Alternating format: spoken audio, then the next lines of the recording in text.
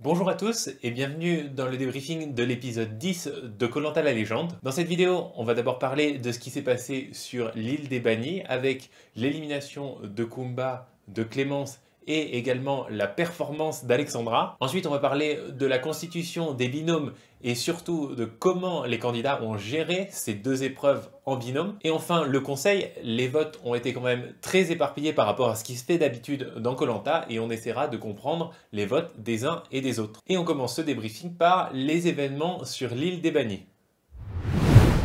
Je vais commencer tout d'abord par revenir rapidement sur la réaction de Kumba.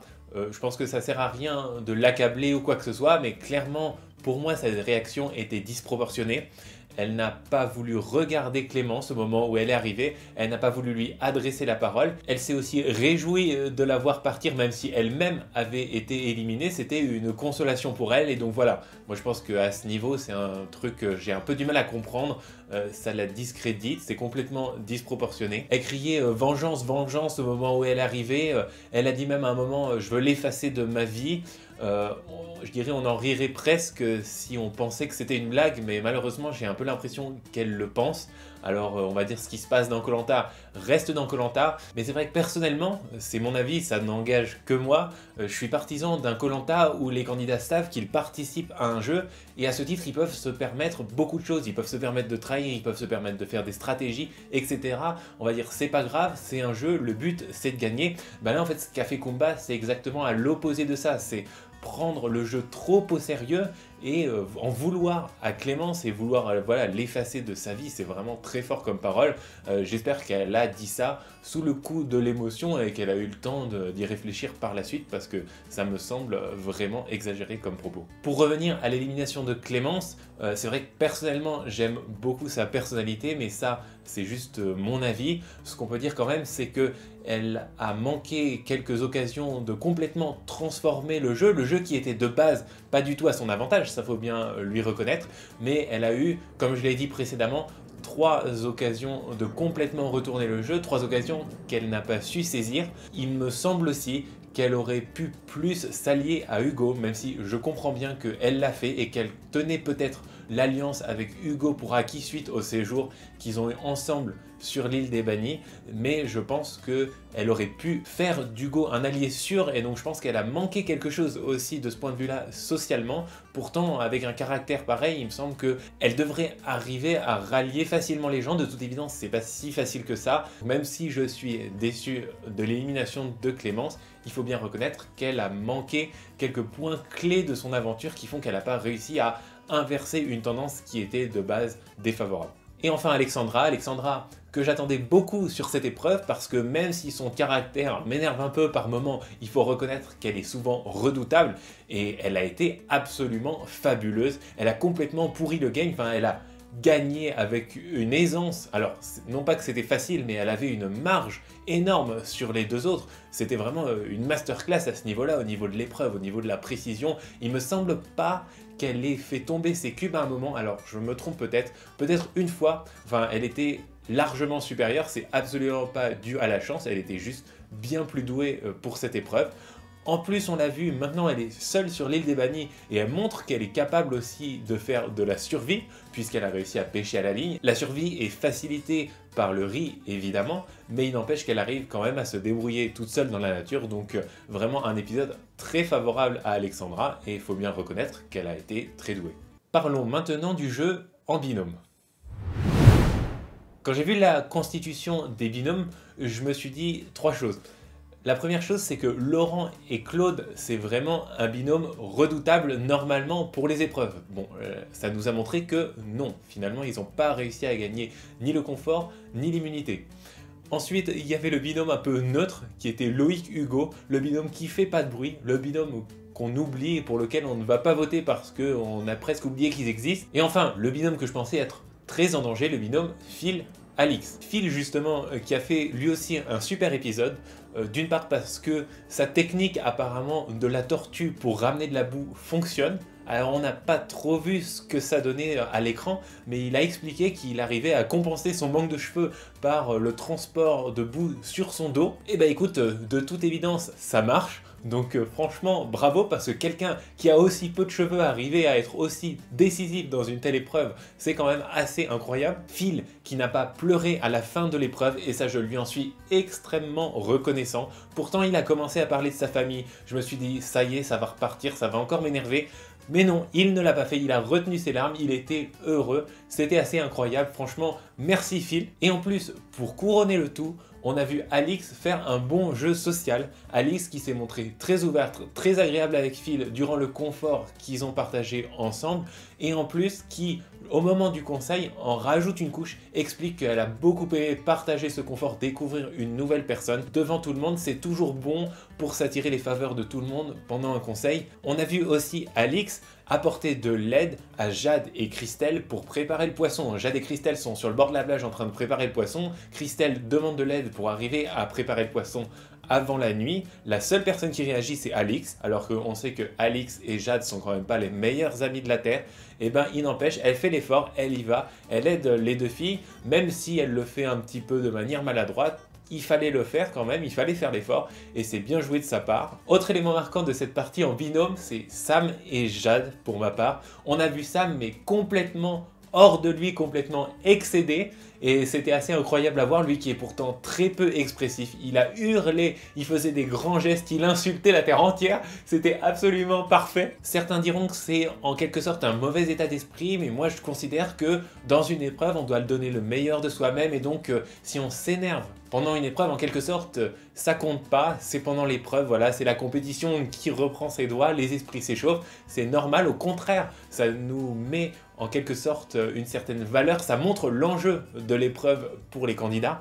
D'autant que Sam a bien joué par la suite, il n'a pas cherché à accabler Jade outre mesure, il s'est calmé assez rapidement, même si on sent bien dans la façon qu'il s'adresse à elle, qui se considère pas vraiment comme responsable, qui considère que c'est plus Jade qui aurait dû mieux écouter, mais il est quand même assez sobre dans sa réaction, il essaye de la consoler, et en plus, par la suite, il se coordonne avec elle pour chercher un collier. Alors ça a deux effets positifs. D'une part, il cherche un collier, contrairement à la dernière fois où il était un petit peu sur la sellette suite à une contre-performance dans une épreuve, où il avait dit « si je dois sortir, je sortirai ». Ça, personnellement, je suis contre ce genre d'état d'esprit dans Koh-Lanta. Tu dois tout faire pour ne pas sortir, c'est comme ça, c'est le principe même du jeu. Et puis, le fait de se synchroniser avec Jade, d'en parler avec elle, d'essayer de travailler ensemble, c'est aussi une bonne chose. Ça paraît peut-être un peu évident, mais c'est pas le cas pour tout le monde, et c'est ce qu'on verra par la suite. Et la suite, c'est quoi? C'est essayer de comprendre ce qui s'est passé au conseil, essayer de comprendre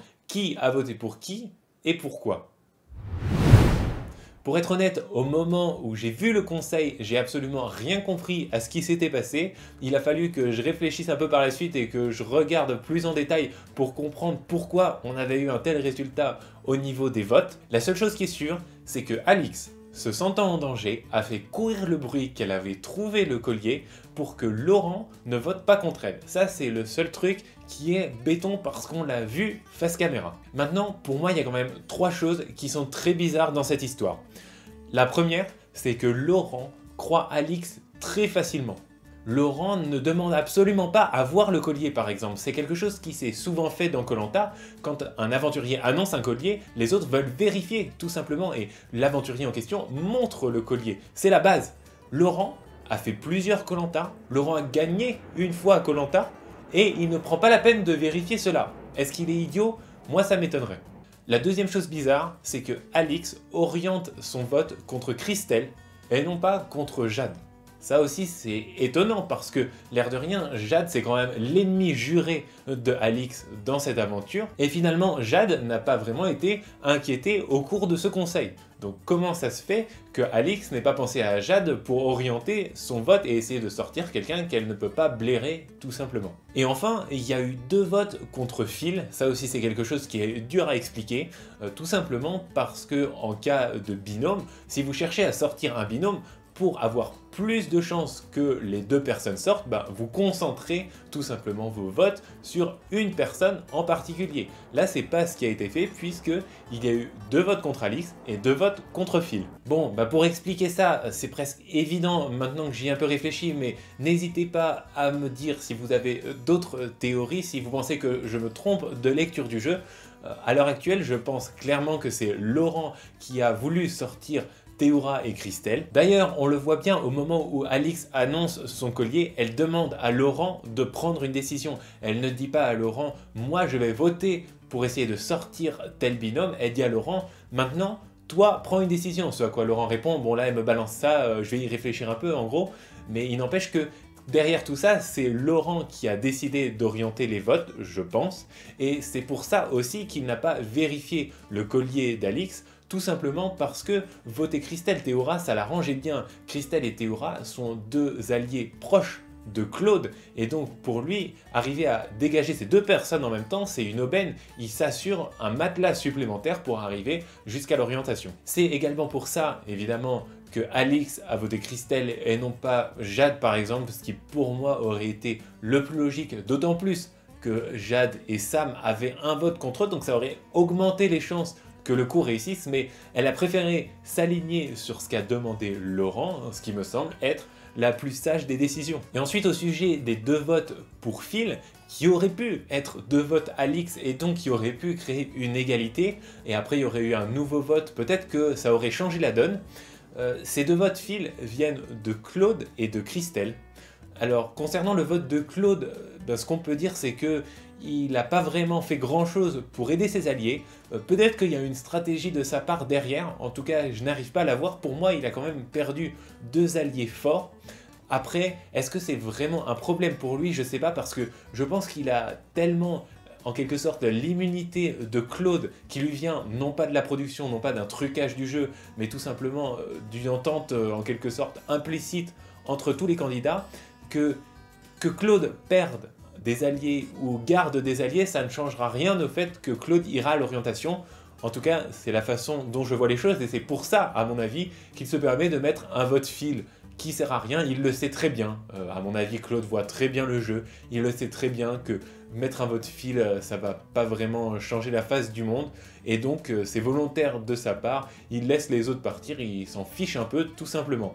En ce qui concerne le vote de Christelle, là il y a vraiment quelque chose que je comprends pas. Quand on voit que Théoura vote Alix et Christelle vote Phil, là je ne comprends pas. C'est peut-être une consigne de vote de Claude, mais c'est pas possible. Enfin, quand vous essayez de vous sauver, vous essayez de vous sauver, vous essayez pas de suivre les consignes de vote des uns et des autres. Le fait qu'ils ne se synchronisent pas entre elle et Théoura, je pense que c'est une erreur, même si j'aimerais bien avoir une explication meilleure.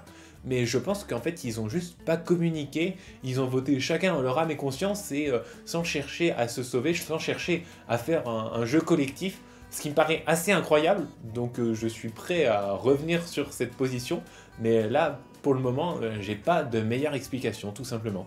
Bon, et pour terminer cette vidéo, on va essayer de se projeter un peu dans les prochains épisodes. On commence à se rapprocher dangereusement de l'orientation, donc on peut essayer de tirer un bilan global de la situation. Pour moi, on a en quelque sorte les deux chefs, Laurent et Claude, avec Laurent qui a pris un ascendant clair à la suite de ce conseil des destins liés, puisqu'il a réussi à sortir deux alliés forts de Claude. Mais en fait, pour Claude, c'est pas grave, parce que Claude sait bien que tout le monde protège Laurent, et Laurent le protège lui, donc ça va pas forcément lui poser grand problème. Moi à leur place, j'essaierai de créer une alliance à 5 sans ces deux-là, tout simplement parce qu'ils sont forts, ils sont dangereux, et donc c'est ce qu'on fait dans Koh-Lanta. Quand quelqu'un est dangereux, surtout sur la fin, on l'élimine parce qu'il est fort, parce que les forts partent, parce qu'ils sont trop forts, parce qu'ils réduisent les chances de victoire des autres. C'est comme ça que normalement que ça se passe. Pour moi, c'est la meilleure façon de faire. Donc on pourrait imaginer par exemple une alliance à 5 entre Jade, Hugo, Loïc, Alix et Phil, par exemple. Après, j'ai pas mis Sam dedans parce que Sam, il me semble tellement attaché à Claude que lui, il voudrait jamais sortir Claude, il pourrait jamais être dans une telle alliance. Mais en tout cas, entre ces 5-là, il pourrait dès maintenant se dire, bah écoutez, on fige le truc, et comme ça, on va à l'orientation ensemble. Le truc, c'est qu'à mon avis, ça se passera jamais. Et pour une bonne raison, c'est que si Claude a laissé sortir deux de ses alliés sans vraiment rien faire, ou en tout cas en apparence, c'est pour une bonne raison, c'est parce qu'il ne se sent absolument pas en danger. Comme je le disais, il a beau avoir perdu deux alliés, je pense qu'il est protégé par Laurent qui lui a plein d'alliés, et donc je pense pas que les autres soient en mesure de créer une alliance indépendamment de ces deux-là, sinon Claude s'en serait aperçu parce que lui, il observe beaucoup, il sait plein de choses sur le camp, il va parler avec les uns et les autres. S'il y avait eu des discussions de ce type, je pense qu'il serait bien au courant et qu'il aurait pris les dispositions nécessaires pour éviter de se faire sortir. En l'occurrence, il ne l'a pas fait, je pense qu'il se sent parfaitement en sécurité et que des personnes comme Loïc, Jade, Hugo n'ont absolument aucune velléité de stratégie alternative. Voilà, c'est la fin de cette vidéo. Si elle vous a plu, n'oubliez pas de liker, partager, commenter et vous abonner. J'en profite d'ailleurs pour remercier les personnes qui se sont abonnées récemment parce qu'il y a eu comme un frémissement dans mon nombre d'abonnés, dans l'augmentation de mon nombre d'abonnés, donc je vous remercie beaucoup d'avoir franchi le pas et cliqué sur le petit bouton, ça fait plaisir. Et quoi qu'il en soit, je vous dis à très bientôt pour la prochaine.